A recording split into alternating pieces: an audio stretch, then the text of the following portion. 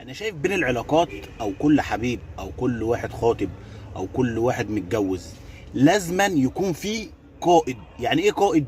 واحد يكون ماسك القيادة. القيادة يعني هو المتحكم في كل حاجة، اذا كان الراجل او الست. ما تجيش تقول لي احنا الاتنين بنحب بعض واحنا الاتنين مش هنقدر نزعل بعض، مفيش منه الكلام ده. الدنيا يبقى فيها اقل حاجة صغيرة قد كده ممكن تعمل مشكلة، وممكن تطلق اتنين كانوا بيحبوا بعض بيعشقوا بعض بيموتوا ببعض، وممكن غلطة قد كده اذا كان من اي حد. اذا بص تيجي على ادفع حاجة والله العظيم، يعني ممكن يعني شوفوا على ادفع حاجه ممكن تيجي، يعني مثلا لو هي ماشيه من جنبي كده وانا مش عاجبني الوضع او انا مش لابد عليا، انا ممكن اعمل معاها مشكله، ممكن اطلقها. عشان تعرفوا الاتنين بيحبوا بعض هيكملوا مع بعض، بس لازم يكون في قائد، اذا كان هي او هو. انا مش فارقه معايا بقى مين القائد، بس المهم اللي فيه قائد في الموضوع. لو ما كانش فيه قائد يبقى تلاقي حد حمات او حماكي او حماه او حماتك لازما هو اللي هيمشيكوا. لو كان عقلكم صغير ومش فاهمين اللي يعني ايه جواز او اي حاجه، لازما في كل العلاقات، في الحب في الخطوبه في الجواز، لازما يكون في قائد يمشي العلاقه، يمشي الدور. ما تجيش واحد بتاع بابي ومامي يجي يقول لك انا وانا وانا وانا وانا، وتلاقي ماما هي اللي بتصرف عليه وهي اللي جايبه له وهي اللي هتمشيه. يبقى فين القائد؟ هي اللي هتمشيه. اللي صرف هو اللي هيمشي، القائد هو اللي بيصرف، هو اللي بيدي، هو اللي بيعمل، هو ده القائد اللي هيمشي على عجين ما يتلخبطوش.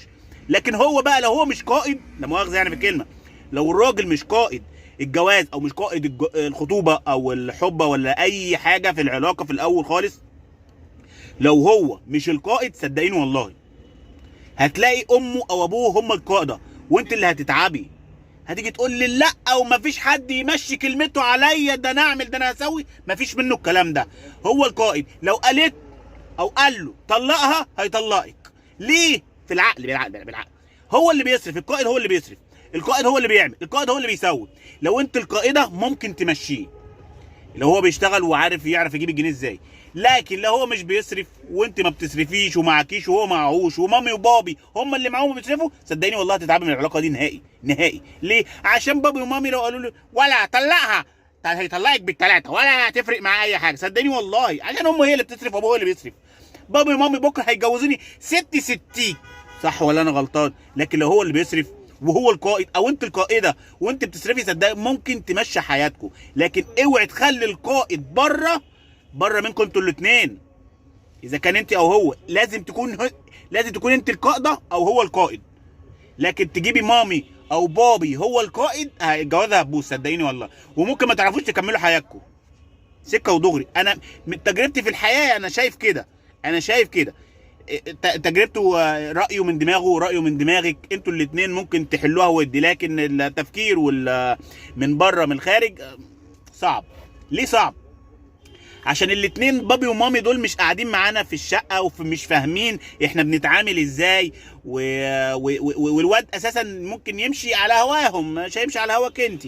حتى لو انت بتعجني له بتخبزي له بتاع بابي ومامي، انت فاهمه يعني ايه؟ اي حد ماما وبابا بيصرفوا عليه يبقى ده اسمه بابي ومامي، بتاع بابي ومامي. وممكن العلاقه دي يا ماما ما تكملش، وممكن تعذبك في حياتك كلها والله العظيم.